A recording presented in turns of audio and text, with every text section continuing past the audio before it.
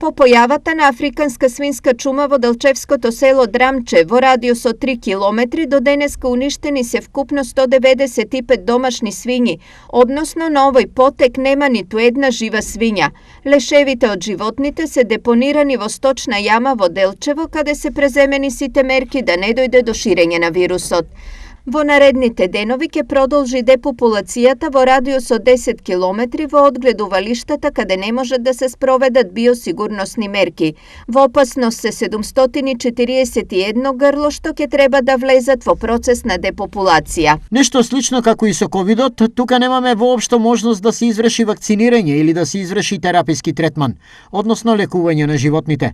Сигурен исход на животните заразени со овој вирус е леталниот исход, изјави директорот на Агенцијата за храна и ветеринарство Никол Чебабовски.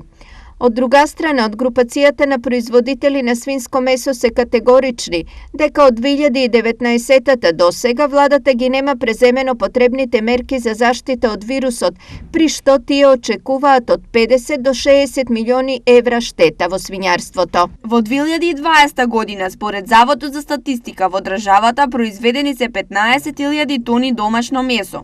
Со ова наше обраќање сакаме да посочиме дека овој проблем е голем и треба да се прифати од страна на државата како висок итем приоритет. Велат оттаму. Првиот случај на африканска чума во државата беше потврден на 6 јануари во 2 одгледувалишта за свињи во Делчевското село Драмче.